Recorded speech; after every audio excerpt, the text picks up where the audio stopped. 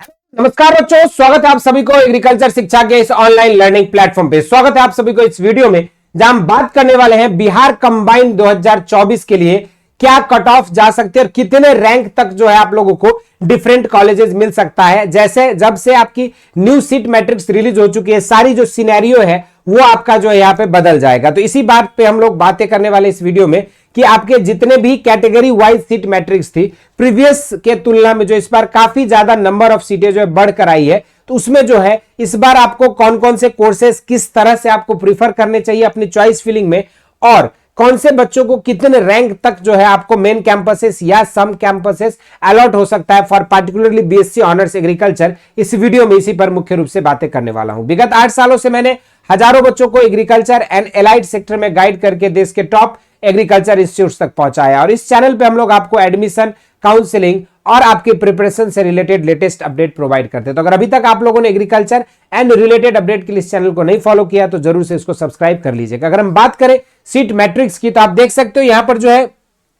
All together अगर देखा जाएगा, पार्टिकुलरली यहां पे जो सीट मैट्रिक्स है, तो पीसीएमबी ग्रुप वालों के लिए जो है ऑल टुगेदर यहां पे 80 सीटें जनरल कैंडिडेट के लिए है, 33 सीटें एससी के लिए है, 2 एसटी के लिए है, 35 ईबीसी के लिए, 25 बीसी कैटेगरी के लिए, आरसीजी की 5 सीटें हैं, ईडब्ल्यूएस 20 है, डिसेबिलिटी कोटा 10 है। यानी कि अगर जो भी बच्चे अगर आप पीसीएमबी ग्रुप से हैं और यदि आपका रैंक जो है अगर मान के चलो 100 के पास भी है यूआर रैंक, ठीक है, अगर एससी का रैंक अगर 40 के पास भी है, ठीक है, अगर एसटी वालों का 5 के आसपास भी है, ठीक है, अगर हम 35 रैंक ईबीसी की बात करें यहां 50 के आसपास है, अगर हम बीसी कैटेगरी की बात करें तो 40 के आसपास है, यदि आप आरसीजी कैटेगरी से जो है 5 से 7 तक है, या ईडब्ल्यूएस कैटेगरी से आप 25 से तक है, या तो आपके लिए जो है चांसेस बन रहा है। डिसेबिलिटी कोटा से अगर 15 तक भी है तो आपके लिए चांस बन रहा है कि आपको फर्स्ट राउंड में पीसीएमबी ग्रुप से भी आपको कॉलेज बीएससी ऑनर्स एग्रीकल्चर के लिए अलॉट हो सकते हैं। तो यहीं पर अगर हम बात करें पार्टिकुलरली इंटर एग्रीकल्चर वाले बच्चों के लिए, जहां पे 50% रिजर्वेशन दी गई है,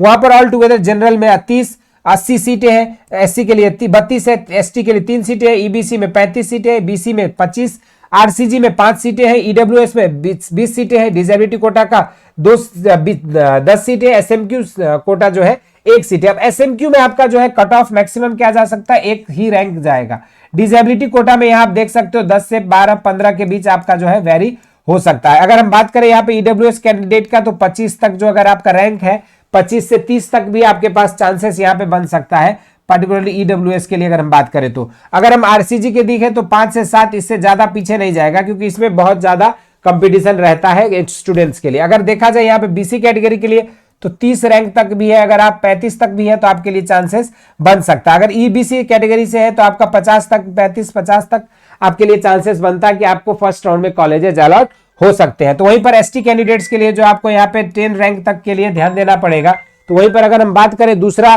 कैटेगरी यहाँ पे एससी कैंडिडेट के लिए, तो यहाँ पर जो है 32 यानी कि 40 रैंक तक आपको जो है चांसेस है कि आपको मिल सकता है। और कैंडिडेट्स अगर जनरल कैटेगरी से तो 100 रैंक तक के बच्चे अपने आप को सेफ साइड में कंसीडर कर सकते हैं। और अगर हम बात करें जैसे रैंकिंग वाइज के स्टूडेंट्स को कौन से कॉलेज को पहले प्रीफर करना चाहिए और किस तरह से अपनी चॉइस फिलिंग करनी चाहिए, तो देखो बच्चों, जिनका भी रैंक अगर आपका टॉप 10 में है या टॉप 20 रैंक में है, तो आप टॉप 20 रैंक के अंदर है, आप किसी भी कैटेगरी से हैं और आप इस रैंक के अंदर आते हैं, तो आप इसी क्रम में आप अपना कॉलेजेस का कर सकते हो। 1 नंबर पे आप सवौर रख सकते हो, 2 नंबर पे सहरसा, 30 नंबर पे बक्सर, 4थे नंबर पे पूर्णिया और 5वें नंबर पे किशनगंज को रख सकते हैं। लेकिन यदि आपका रैंक 100 से पीछे है या फिर आप थोड़ा हायर साइड में आपकी रैंक है, तो आप पहले जो है किशनगंज को प्रीफर कर सकते हो, फिर पूर्णिया, फिर डुमराव, फिर सहरसा और फिर आप जो है सबौर के लिए प्रीफर कर सकते हैं। अगर आपके रैंक थोड़ा और पीछे है तो आप जो है हॉर्टिकल्चर और फॉरेस्ट्री, फिशरीज और आपके बायोटेक्नोलॉजी जैसे कोर्सेज को भी प्रीफर कर सकते हो यदि आप पीसीबी ग्रुप या फिर एबीसी ग्रुप से हो तो। वहीं पर अगर आपके पास मैथमेटिक्स है तो आप जो है बीटेक एग्रीकल्चर इंजीनियरिंग को भी ऑफर कर सकते हो। तो ये तो कुछ जानकारी था स्टूडेंट्स के लिए कि सीट बढ़ने के बाद जो नया रिवाइज सीट मैट्रिक्स आई है उसके अकॉर्डिंग आपके कितने रैंक तक के बच्चों को जो है फर्स्ट राउंड में अलॉटमेंट हो सकता है। लेकिन इसका मतलब ये नहीं कि आपका रैंक अगर इससे थोड़ा सा पीछे है या फिर इससे थोड़ा आगे